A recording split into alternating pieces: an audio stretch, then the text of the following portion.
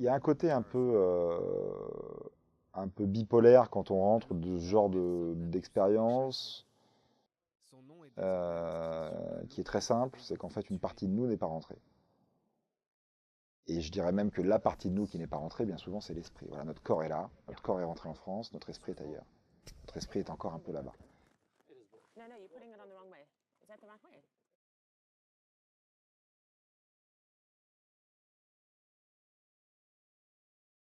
Le parquet a requis 10 ans de prison contre Jonathan Guillot, le policier accusé d'avoir dérobé 52 kilos. La guerre pour un journaliste, je pense que c'est quelque chose d'excitant, qui est intrinsèque à notre métier.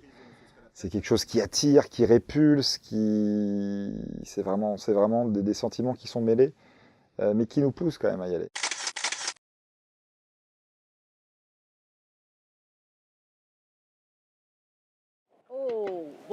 Voiture piégée! Voiture piégée! Un kamikaze vient de faire exploser son véhicule sur la colonne de combattants. Quand on rentre, il faut faire attention à tout ce qui va, pouvoir éventuellement remplacer l'adrénaline de la mort. L'adrénaline de la mort, l'adrénaline de la guerre, l'adrénaline de conditions difficiles de reportage, l'adrénaline d'une vie qui n'est pas la sienne. Et il est facile quand on rentre de compenser. Alors certains compensent par la drogue, par l'alcool, par la fête, par une activité excessive, Moi, quand je suis rentré, je ne pouvais pas m'arrêter d'avoir des activités, par exemple. Je ne pouvais pas me reposer. C'est quelque chose que je m'interdisais de faire. J'arrivais pas du tout à m'arrêter, en fait. Simplement, même 5 minutes, même 2 minutes, j'arrivais pas du tout à prendre le temps de vivre. J'arrivais pas à prendre le temps de profiter de mes proches. J'arrivais pas à prendre le temps de me reposer. C'est une suractivité permanente dont on a besoin, en fait. C'est une forme de drogue aussi, hein, la suractivité. Hein. Dans la voiture. Dans la voiture. Avance jusqu'au pick-up. Monte. Allez, monte. John, t'es où? Les ambulanciers repartent. Bouge, bouge. Amenez-le sur la table, allez, allez. Pete, où sont ces foutus pansements thoraciques? Pete?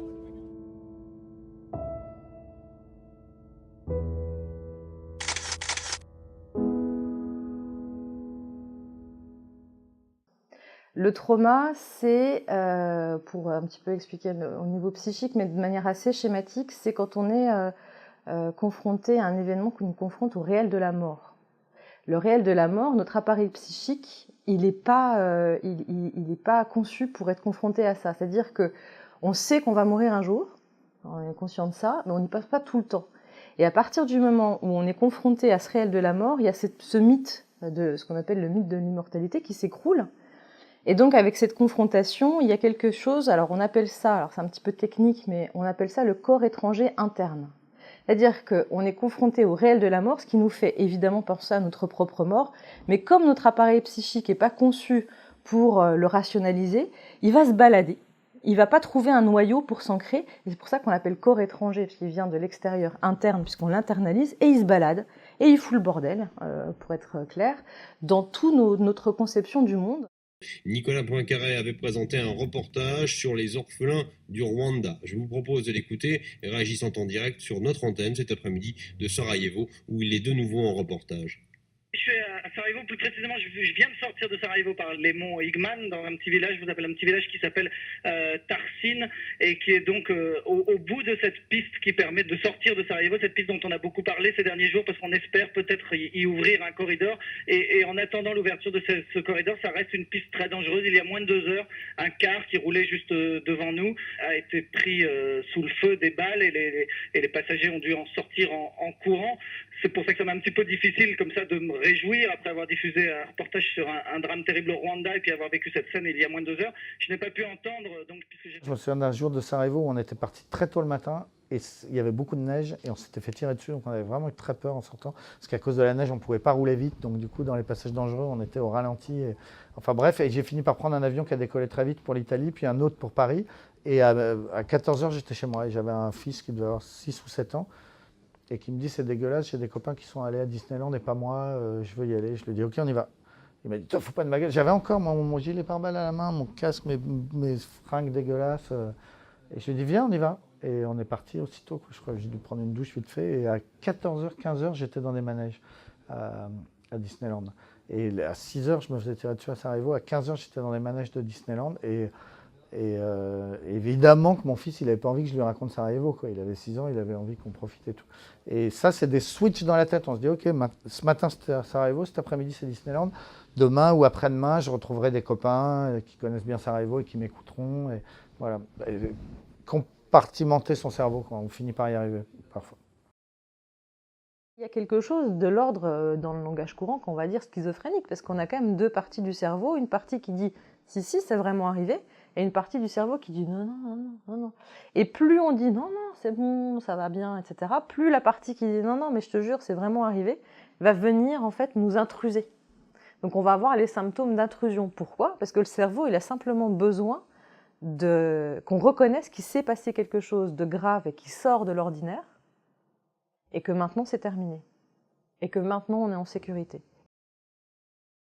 Bonjour, moi je suis William Daniels, photographe, je suis venu ici avec Edith Bouvier, on travaillait pour le Figaro Magazine et moi je travaillais aussi pour Time Magazine, et donc j'étais aussi dans le groupe hier quand il y a eu cette explosion.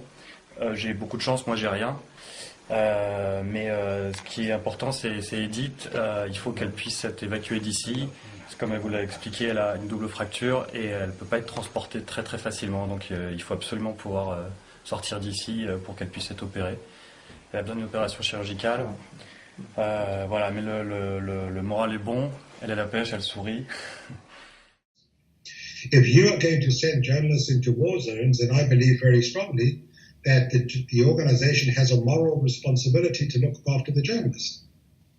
I mean, if a journalist breaks a leg covering war, you will of course provide treatment to the journalist. You will evacuate him from the war zone, you would get him or her to the orthopedic surgeon. If necessary, they would have surgery, they would put the plaster on, you would take care of the leg. If a person develops an emotional injury, you need to take as good a care of that as any other injury. You cannot distinguish between the two. So I think it's a moral imperative that news organizations look after their journalists properly. And proper care means good emotional care. It's just as important as physical care. Ce que je constate, c'est qu'on m'a appelé pour les attentats qui ont eu lieu en France, Paris ou Nice, pour les rédactions. Hein. On ne m'appelle pas pour d'autres choses dans ces rédactions.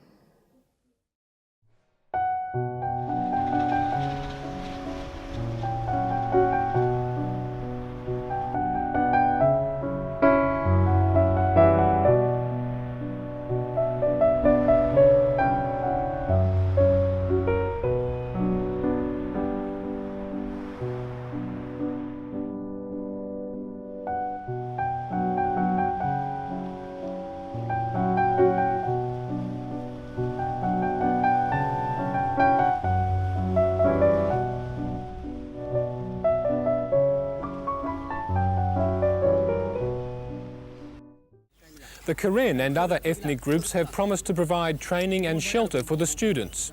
The opposition parties in Rangoon have yet to decide if they'll take part in elections promised by the military government. The students say the military government must stand down before there can be fair and free elections.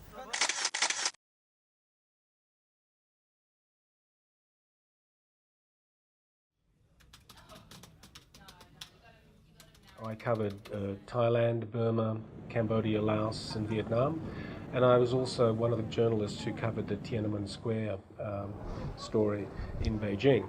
When I was in the Middle East, I travelled throughout the region to the Arab countries. I was also based for a time in Jerusalem, and I covered the Second Intifada in the Palestinian territories. I also covered numerous conflicts in southern Lebanon between Israel and Hezbollah and Lebanese forces. So yeah, I've had a reasonable exposure to some areas of conflict. A wave of demonstrations in Burma's cities and towns in the past few months brought the country close to major political change after almost 30 years under an authoritarian one-party government. However, the military coup crushed open dissent in a crackdown in which many hundreds of people have been killed. You also then see from the other side, as a manager, the impact of this work on people in the field. I was taking responsibility for people who I knew were in places like Baghdad, in fairly unsecured hotels at a time when people were being kidnapped and journalists were being killed, trying to secure the best possible security for those people in those situations.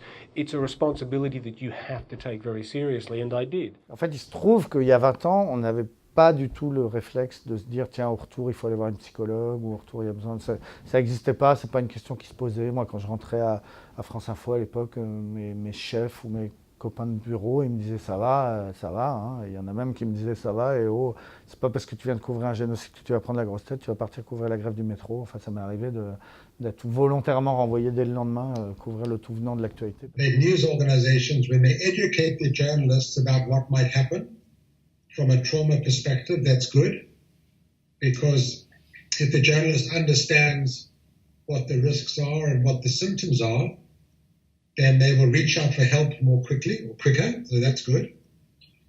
I also think that news organizations who provide counseling to journalists when they come back from war zones, that's good, because if you pick up problems earlier on, you can prevent them developing into bigger problems, so that's good. If you develop something like post-traumatic stress disorder, then there are effective treatments for it, so it's very important that you get referred to the right kind of treatment program for your help. It was very important for me when I was head of international to put a lot of effort into structuring the risk program around the correspondents who are working in conflict zones. So we had a very careful look at the risk policies, the guidelines and the training, and we put a lot of work into improving that and tightening up and codifying the policies and the security guidelines for people working overseas.